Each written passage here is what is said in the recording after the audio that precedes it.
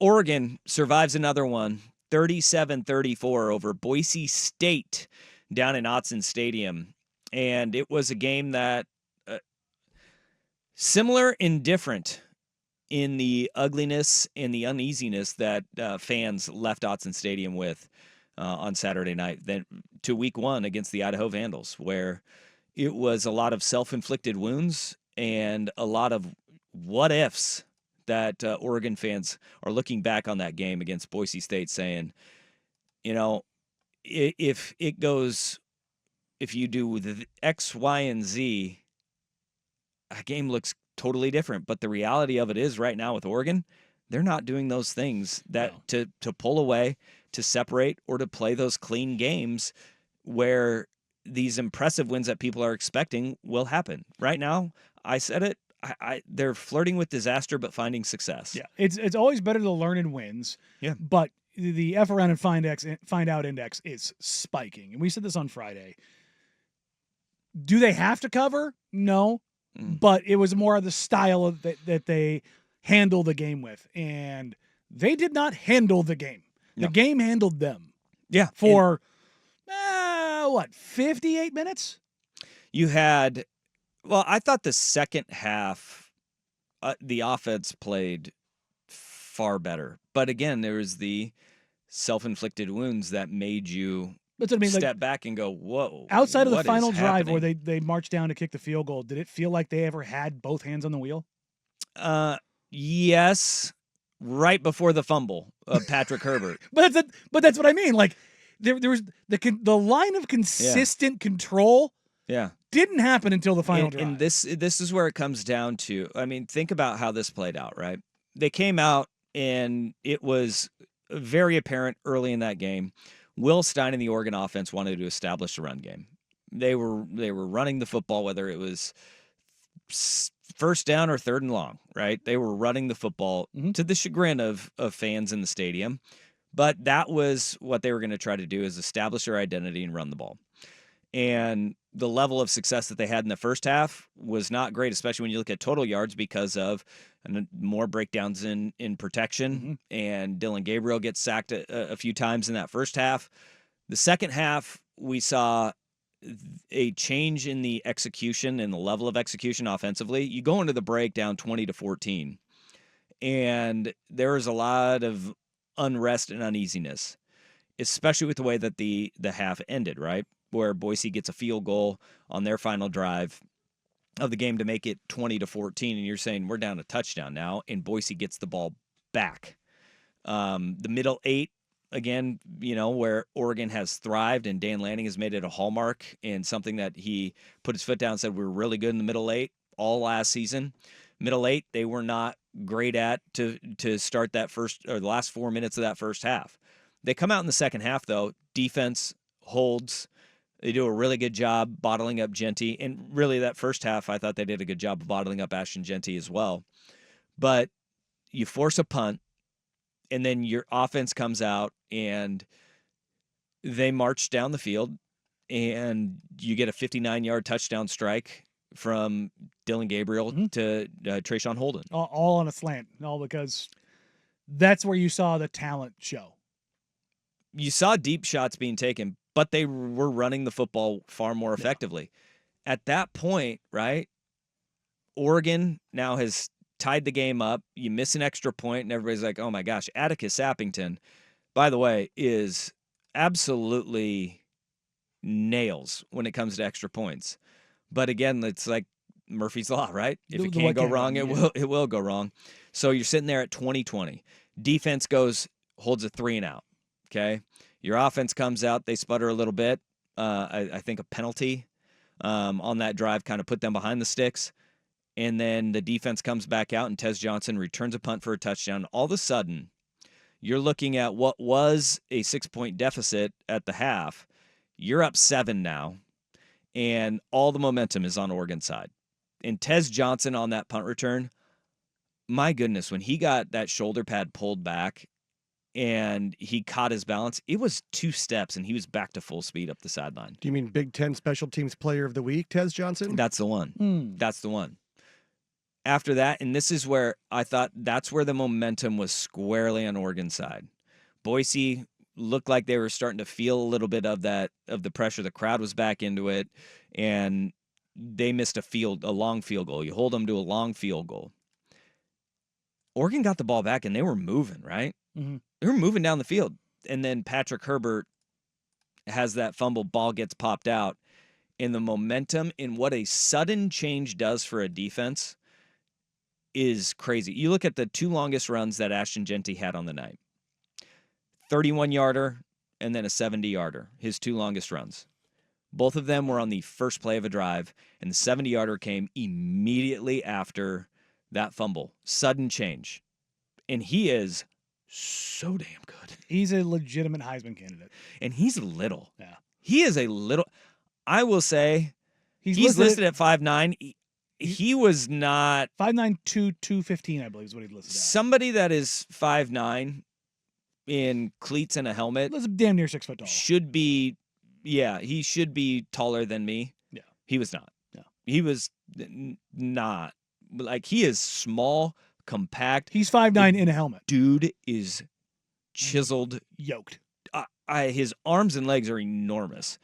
And he's probably, like, yeah, if he's like 5'7", 205, cram 205 pounds into somebody 5'7", and it's what you get with Ashton Jeanty. Little Maurice Jones-Drew.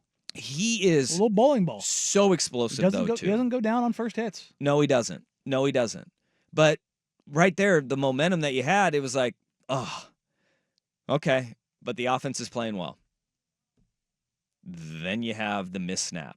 And it's just like every little thing that they are doing, it's all correctable, right? Whether it is that snap where Dylan Gabriel, I don't know how he caught it, but he bounces off his pads, he gets it, he picks up the first down, and then gets the ball popped out.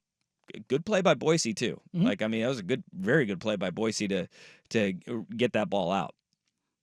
All of these things are correctable, but the way that it was against Idaho was different than the way it was against Boise State, and that's where the concern, and that's where people are starting to mash the panic button with the Oregon Ducks. I will say, and I know Coach Lanning didn't really want to get into it, but the shuffling of the offensive line. Even if you're sorting out some of the O-line rotation, Dan, as you mentioned, are 4 different lineups and 11 changes and 57 plays too much? Was that by design? And does this uncertainty give you pause or raise questions about in the offseason about the spring, about mixing and matching personnel as much as you guys did? Well, I think if you're mixing and matching today, that's probably a good reason to make sure you mix and match in the spring. But, I mean, how long did it take you to do all that math?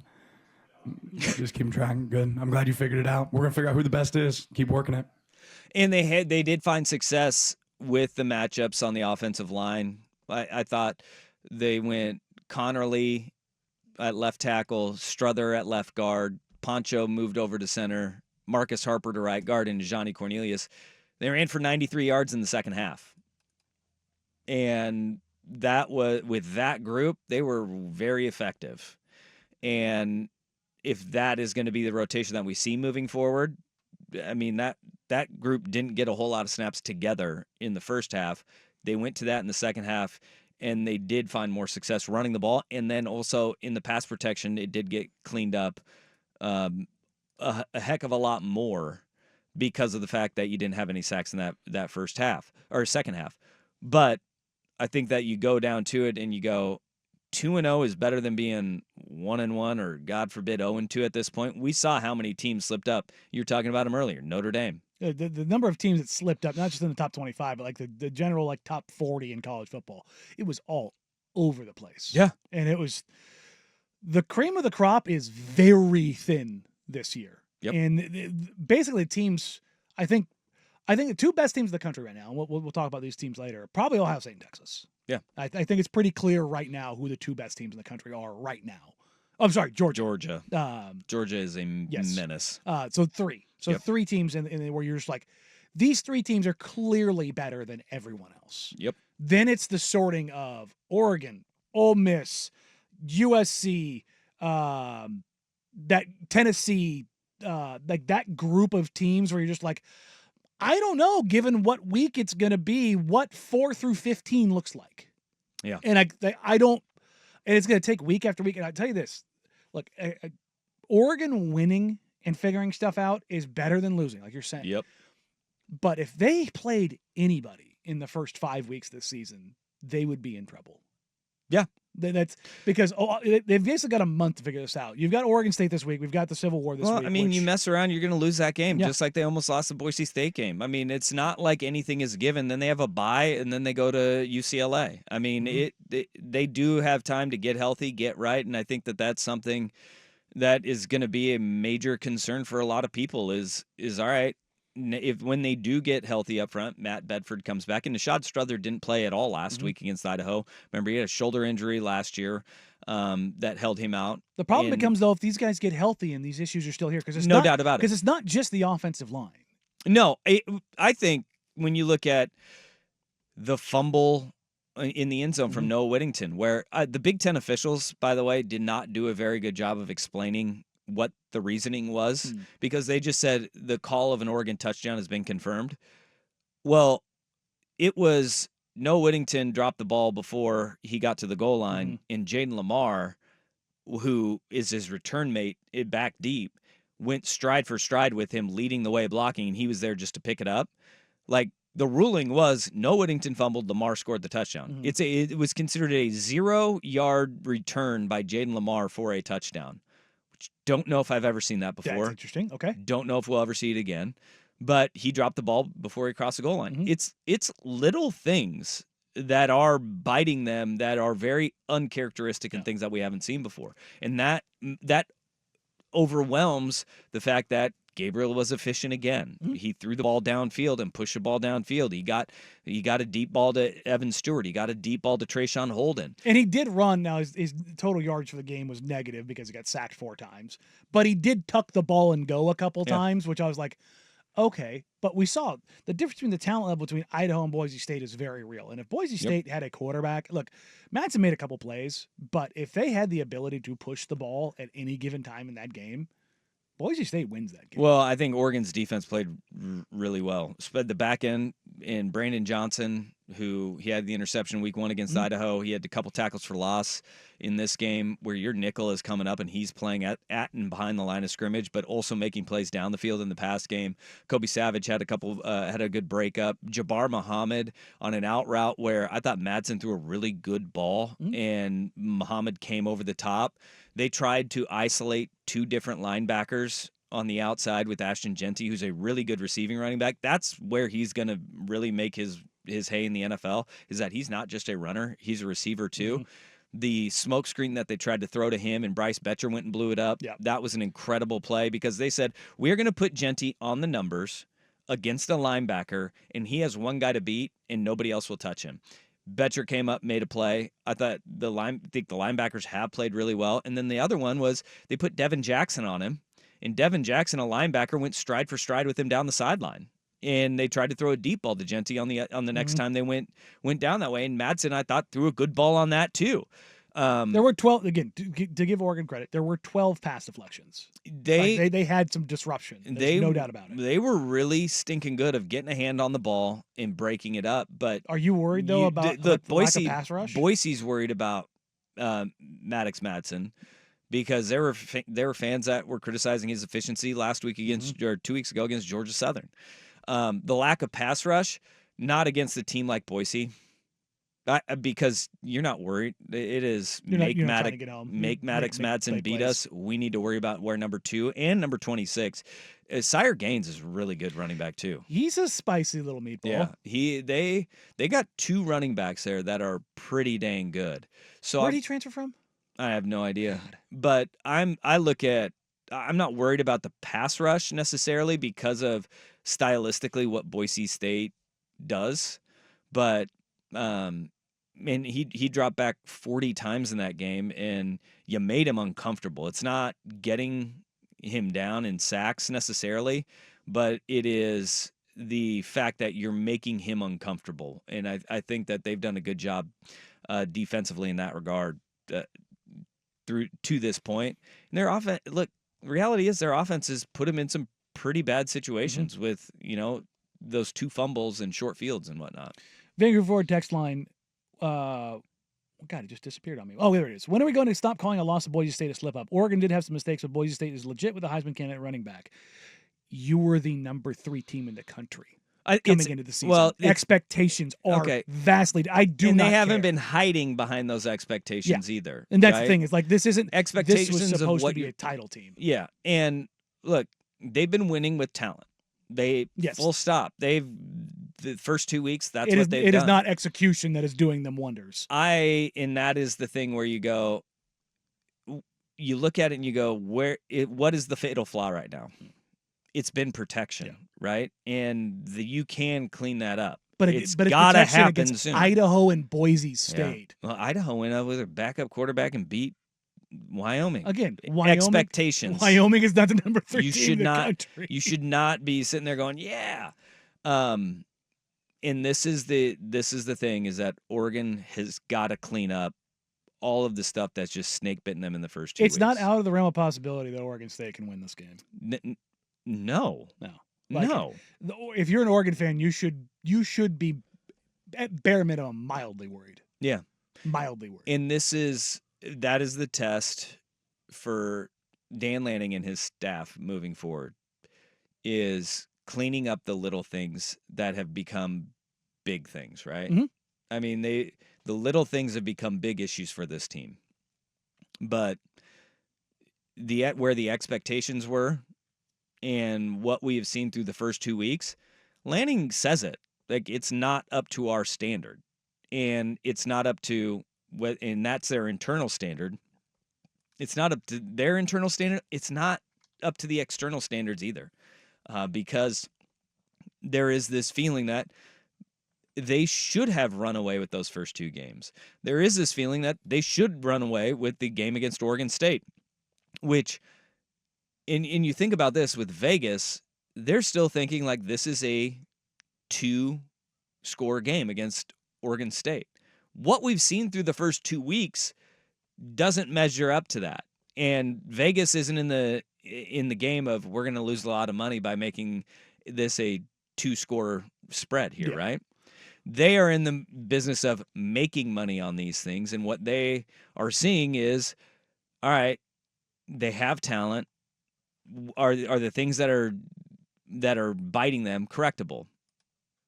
I think they are, but we need to see the improvement from week 2 up to week 3. Man, it didn't give people a lot of great feelings heading out of that one. I would say that I believe the game when the season schedule was announced, Oregon State was a 20-point line. I think it was 20.5.